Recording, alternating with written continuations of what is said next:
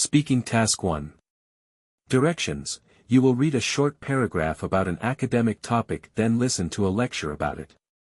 You will have 50 seconds to read the paragraph. After, you will get a question about what you read and heard. You will have 30 seconds to prepare your response and then 60 seconds to give it.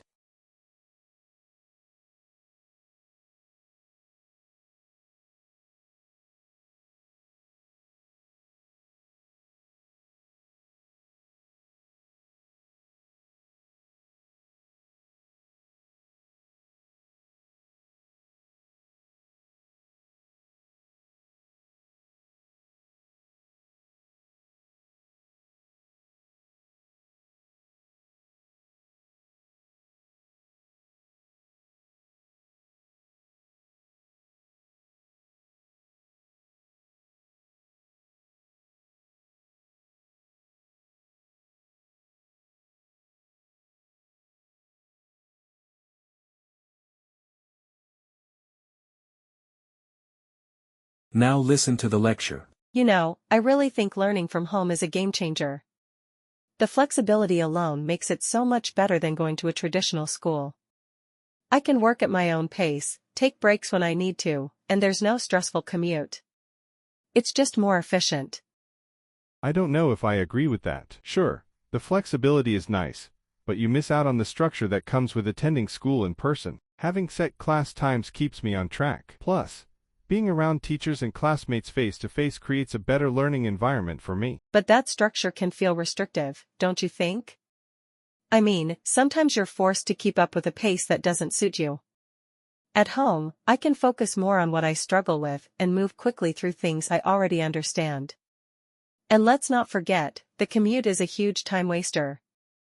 I get that, but you're also missing out on social interaction. There's something about being physically present in a classroom, bouncing ideas off people, and working in groups that helps me understand things better. Learning at home can feel isolating, and it's easy to get distracted without someone keeping you accountable. I see your point, but I think being able to control your environment is actually a good thing.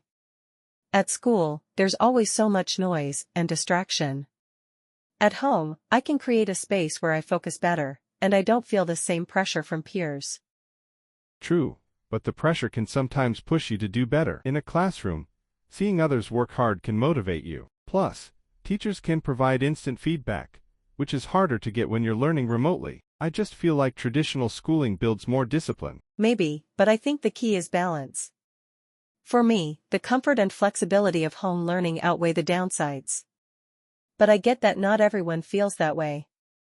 Do you think the flexibility and personalized pace of learning from home outweigh the benefits of face-to-face interaction and structure in traditional schooling? Provide details and examples to explain from the lecture to support your opinion. Your response should contain at least 2 of the listed vocabulary words.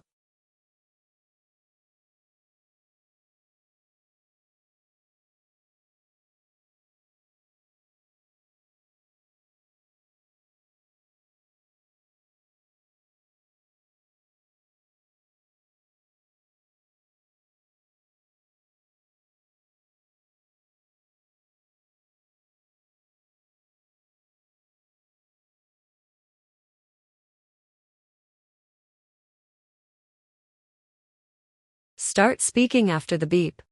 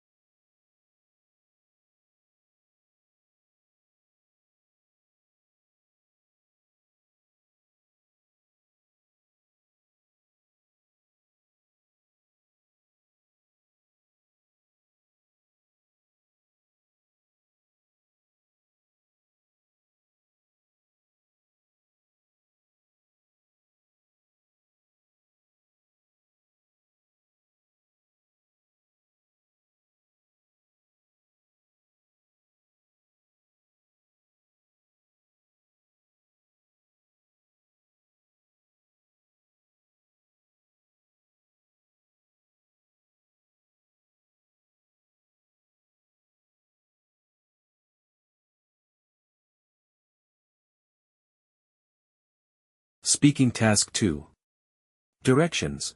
you will read a short paragraph about an academic topic, then listen to a lecture about it. You will have 50 seconds to read the paragraph.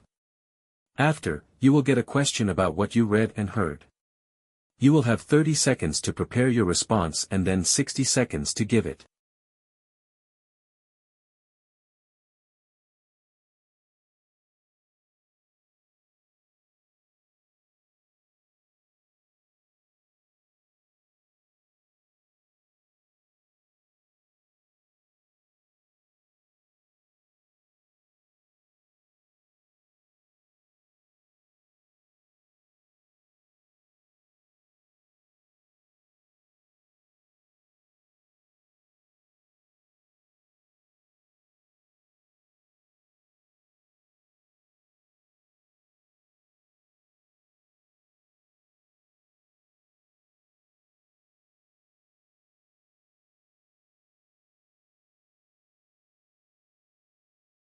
Now listen to the lecture. Today, I want to talk about something we often overlook in our busy lives, yet it has the power to transform us from the inside out: daily fitness.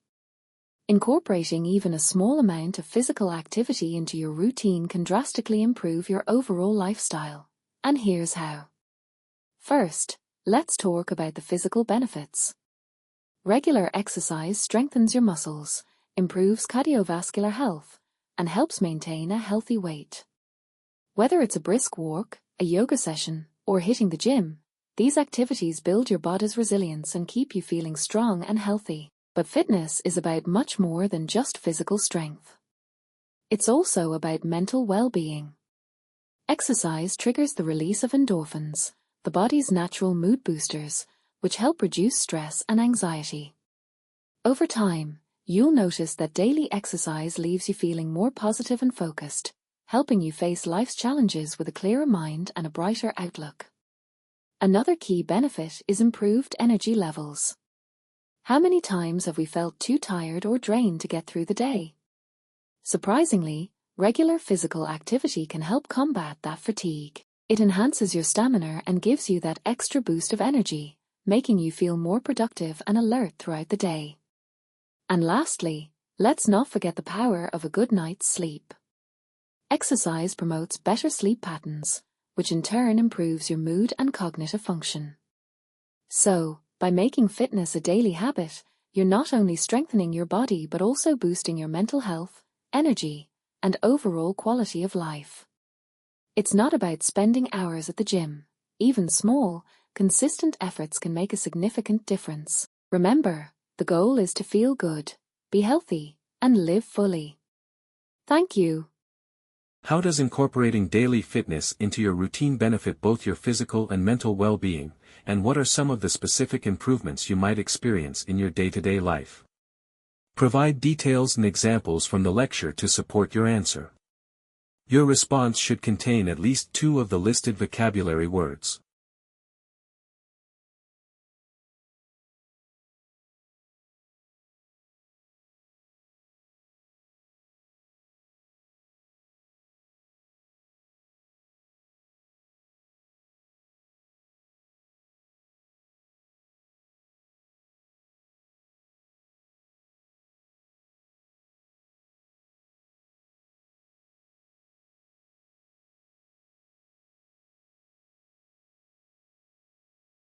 Start speaking after the beep.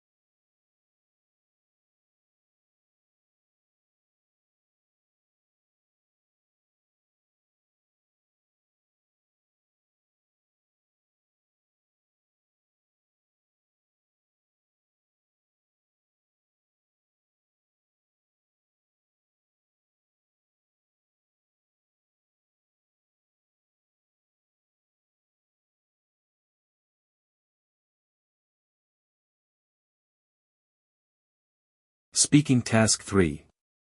Directions. You will be listening to a familiar topic and then you will be asked a question. You will then have 20 seconds to prepare your response and 45 seconds to speak. Now listen to the lecture. Climate change, driven by the increase in greenhouse gases like CO2, methane, and nitrous oxide, has been a growing concern globally. The warming of the planet leads to more extreme weather events, such as stronger hurricanes, longer droughts, and severe heat waves, which directly affects various sectors of society. From an economic standpoint, climate change can disrupt agriculture, reducing crop yields, and affecting food security. Farmers face unpredictable growing seasons, and countries heavily reliant on agriculture may experience greater instability. In coastal regions, rising sea levels threaten infrastructure and livelihoods, particularly in densely populated urban areas. Socially, climate change exacerbates inequalities. Vulnerable populations, those with fewer resources to adapt or relocate, suffer more severely from environmental changes. For example, poorer communities are less equipped to deal with heat waves, droughts, or floods. This creates a cycle of poverty and displacement, contributing to climate migration, where people move from climate-affected regions to safer areas. On a global scale, addressing these impacts requires coordinated efforts through policies that promote renewable energy, sustainable land use, and investments in adaptation measures. However, political, economic, and cultural differences make this process challenging, highlighting the need for international cooperation and equitable strategies for both mitigation and adaptation. What are some of the socio-economic impacts of climate change on vulnerable populations? Provide details and examples from the lecture to support your answer. Your response should contain at least 2 of the listed vocabulary words.